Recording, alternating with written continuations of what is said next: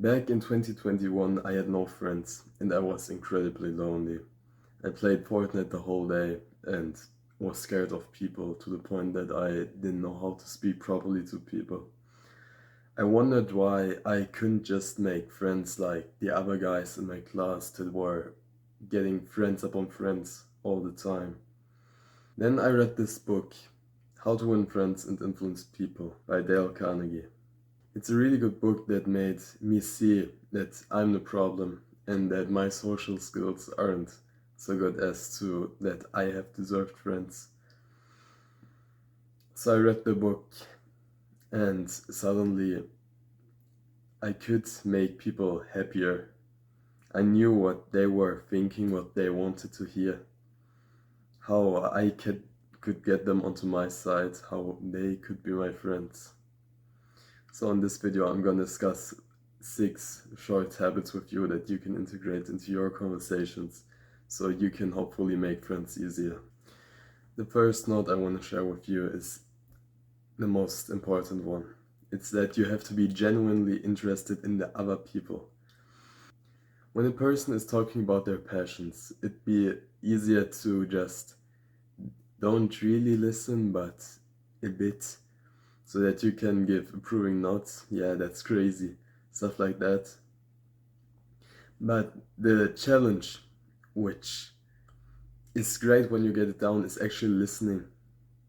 When you hear people complimenting other people good at social skills, they always say that he or she is a good listener, that she actually cares for what they have to say.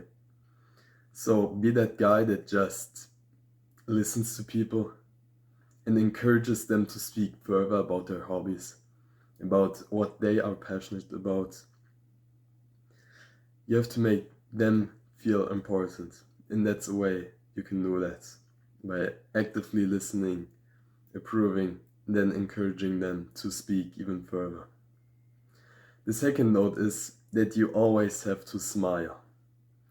Have you ever walked next to a person or talk with a person that doesn't smile, that doesn't laugh?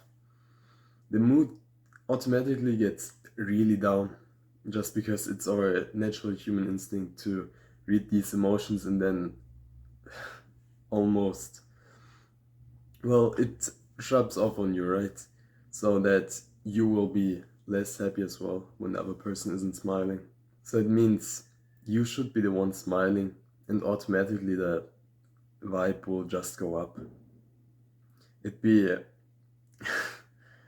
it'd be a blessing if you could always smile. You don't have to be the cool guy that just doesn't smile. You can be the cool guy that smiles, like the wholesome guy, the guy that appreciates people.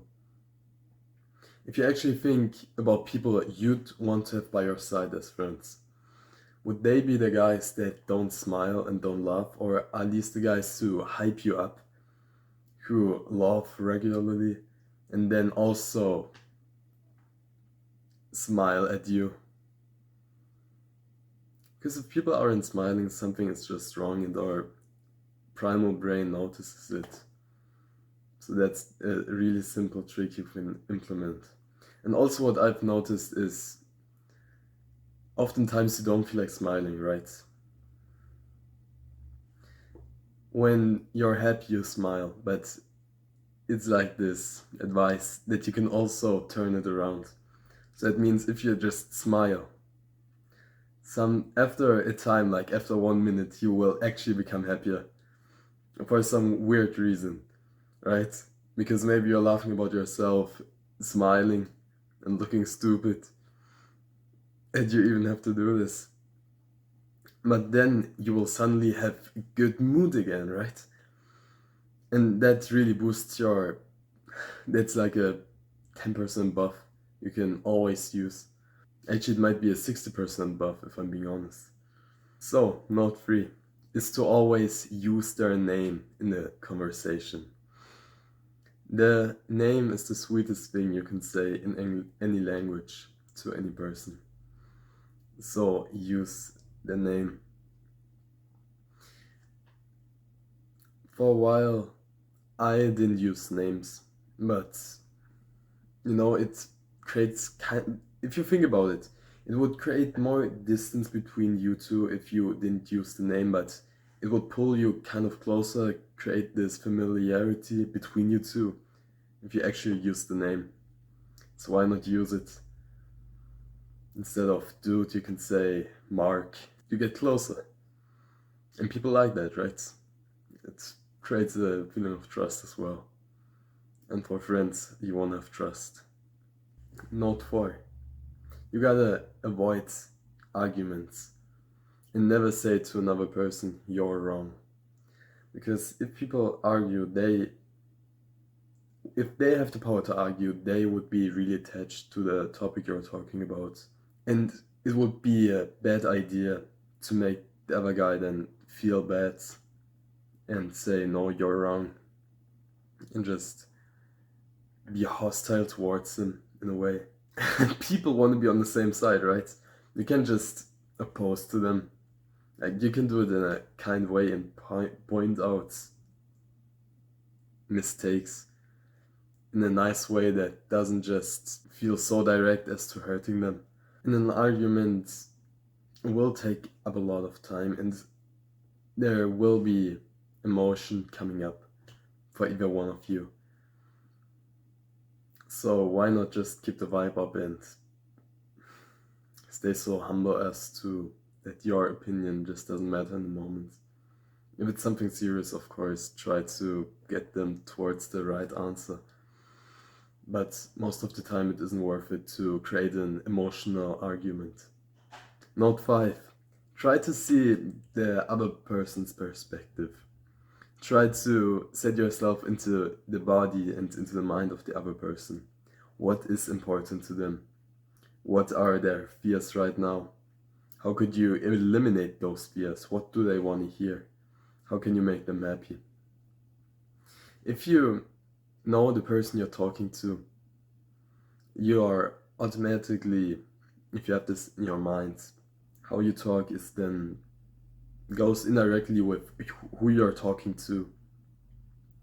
So you could encourage someone, maybe if you're having someone that's sad, of course you know that you don't want to hype them up right now. That'd be the worst thing to do, right? Someone's crying in front of you and now you're hyping him up. They want to have their fears eliminated, not get something stacked on top.